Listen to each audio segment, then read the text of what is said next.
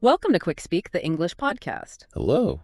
Today we're exploring a topic that has, well, truly changed how people around the world think about skincare. Mhm. We're talking about Korean skincare, often known as K-beauty. That's right.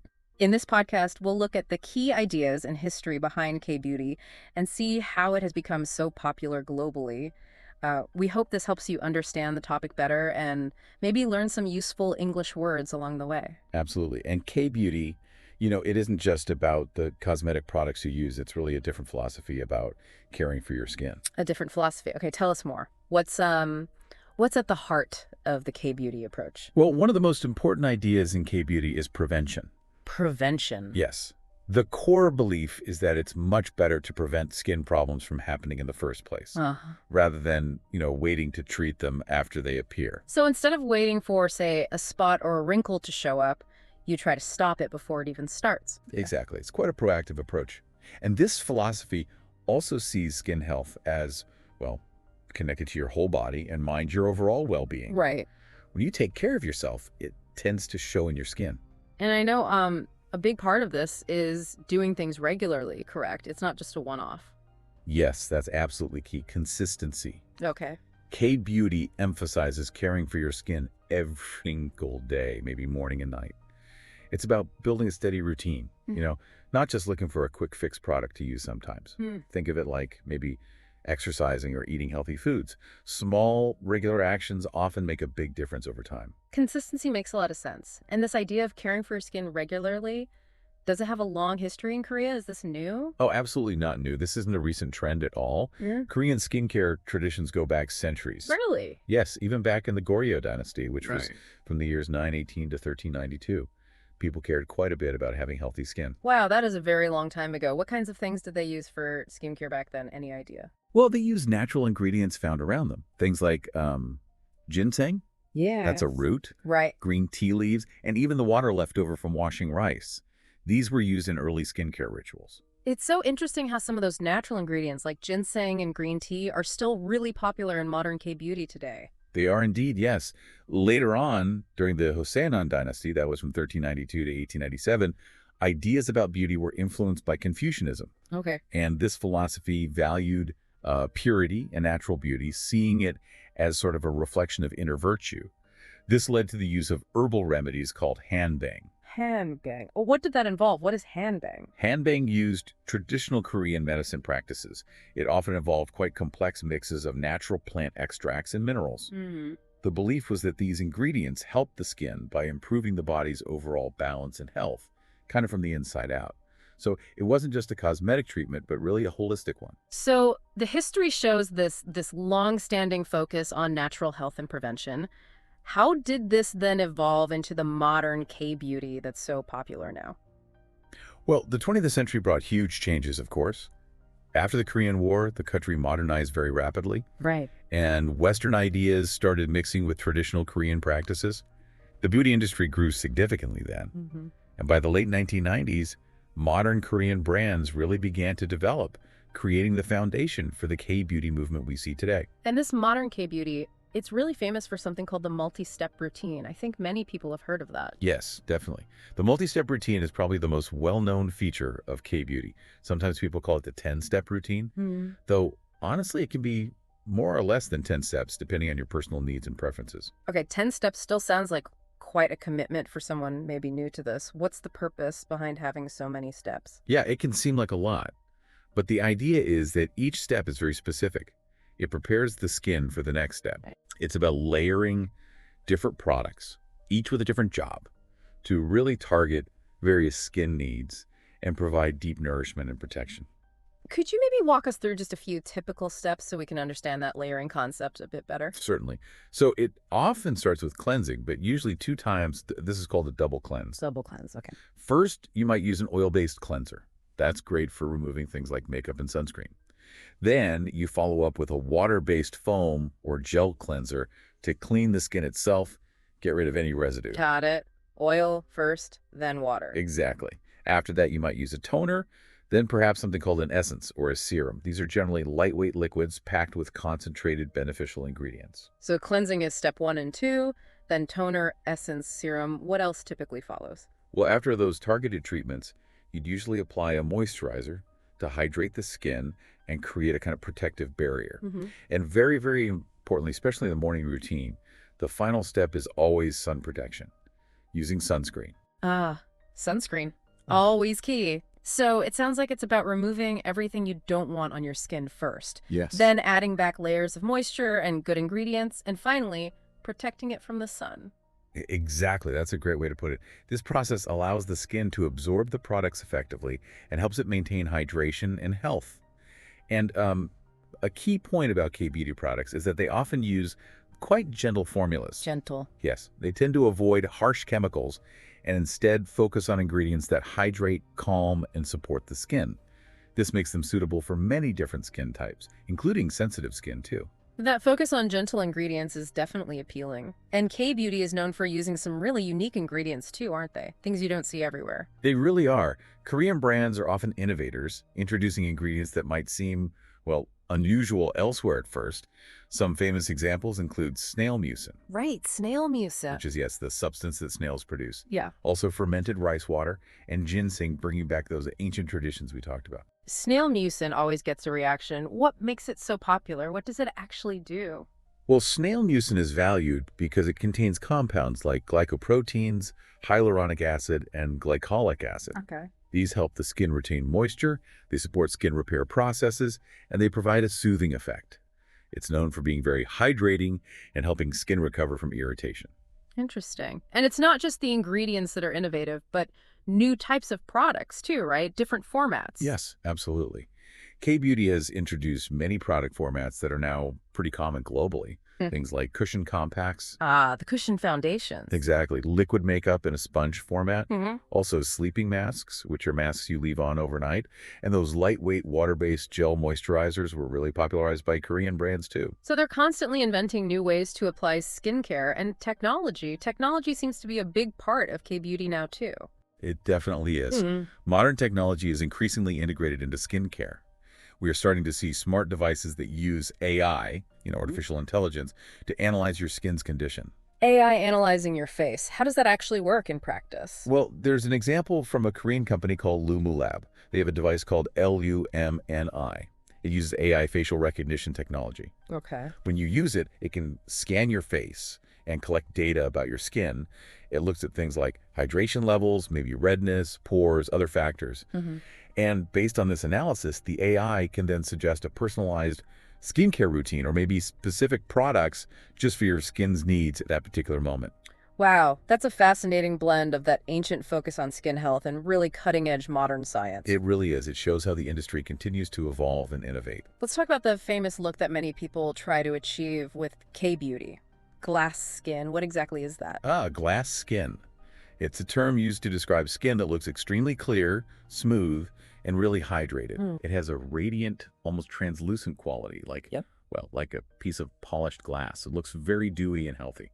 So the focus isn't just on using makeup to look like you have perfect skin, but actually making the skin itself look incredibly healthy. Exactly. And that's a core difference in mindset, I think. While makeup is certainly a part of Korean beauty, the emphasis is really on the skin's natural health and appearance underneath the makeup. Healthy, glowing skin is the foundation. And there seems to be quite a strong focus on maintaining a youthful appearance as well. Is that fair to say? Yes, generally speaking, in Korean beauty standards, a youthful look is highly valued. So many products include ingredients known for their anti-aging benefits, aiming to reduce the appearance of fine lines or support skin firmness. Like which kinds of ingredients are popular for that? Well, ingredients such as hyaluronic acid are very popular that help skin hold moisture and look plump. And collagen, which is a protein important for skin structure, is another common one for anti-aging. And I guess even the makeup trends reflect this idea of healthy, natural skin. Yes, absolutely. Makeup styles often prefer a lighter, more dewy finish over heavy matte looks. The goal is generally to enhance, not cover up, the skin's natural radiance. And I think this focus on healthy, natural-looking skin is a big reason K-beauty has found such a wide, enthusiastic audience globally. It makes perfect sense why people would want their skin to look good on its own, and this popularity, it has really led to a massive global influence for K-beauty, hasn't it? It certainly has. K-beauty is spread all around the world, partly thanks to media and popular culture. How did that happen specifically? What drove that? Well, things like K-dramas, Korean television series, and K-pop music groups like maybe BTS or Blackpink. Huge global names. Exactly. Yeah. They've become hugely popular internationally, so people see the actors and the idols, they admire their skin, and naturally they become curious about their beauty secrets. This visibility really helped Korean cosmetic companies reach international markets and become major global players. So entertainment really opened the door for skincare exports. Is this market still growing strongly? Oh, absolutely. According to market analyses, the global market for K-beauty products is predicted to continue its strong growth. It was estimated to be around 11.2 billion US dollars in 2025. Okay. And forecasts suggest it could reach something like 20.4 billion US dollars by the year 2035. Wow, that's almost double. A significant increase in just 10 years. What's driving that growth? Well, there are several things fueling the expansion. There is a high demand for multitasking products, items that can do more than one job, saving time, and maybe steps in the routine. Right. People are also showing more interest in eco-friendly and sustainable beauty practices. And as we've discussed, the continuous introduction of new technologies and innovative product formulas keeps the market exciting and fresh. And what about ethical considerations? Things like how products are tested or what they contain. Is that a factor? Yes, that's becoming increasingly important too. There's a growing focus on cruelty-free products, meaning they are not tested on animals, and also vegan options, which contain no animal-derived ingredients. These aspects are definitely becoming more important to consumers globally. Which parts of the world are the major markets for K-beauty right now? Demand is pretty strong globally, but you see slightly different trends. North America shows high interest in premium, perhaps more luxurious K-beauty products. In Europe, there seems to be a particular focus on natural, sustainable, and ethical beauty options. And the Asia-Pacific region, well, it remains the largest market overall, and is also the primary hub for production and innovation. It's fascinating to see how different regions adopt K-beauty in their own way. Now, it's always important, I think, to look at things from all sides. While K-beauty is incredibly innovative, are there any points that consumers should maybe be aware of or think about? That's a very good point to consider. Like any large industry, there are aspects worth noting. While K-beauty generally focuses on gentle ingredients, as we said, some products might contain ingredients that have raised questions for some people. What kind of ingredients are we talking about? For example, certain preservatives like parabens or synthetic fragrances, those are artificial smells are sometimes used in formulations. And what are the concerns about those specific ingredients? Well, some studies over the years have suggested potential links between these ingredients and things like skin irritation or perhaps other health effects. It's fair to say research is ongoing and conclusions can be debated, often depending on the concentration of the ingredient used. Okay. It's simply something to be aware of and perhaps research further if you have specific sensitivities or concerns. Thank you for clarifying that. That's helpful. Also, influencers. They played a massive role in K-beauty's global reach, don't they? They really, really do. The influencer marketing industry is huge now, and brands frequently work with influencers to promote products to their followers all around the world. And I suppose the question is, do influencers always give completely unbiased reviews? How does that work? Well, this is where it gets interesting for consumers to think about. Influencers often receive products for free, which is standard practice. But sometimes they might also have financial relationships with brands. Ah. For instance, some might earn a commission that's a percentage of the money if people buy products using a special link or code provided by the influencer. So if I click their link and buy something, the influencer gets paid. Exactly.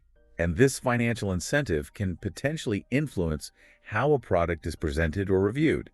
It doesn't automatically mean an influencer is being dishonest, of course, but it adds a layer to consider when you're seeing recommendations online. Right. Thinking critically about why someone is recommending something is always a good idea, not just in beauty, but generally. That's very helpful advice. It just encourages listeners to be, smart consumers. Just stay informed.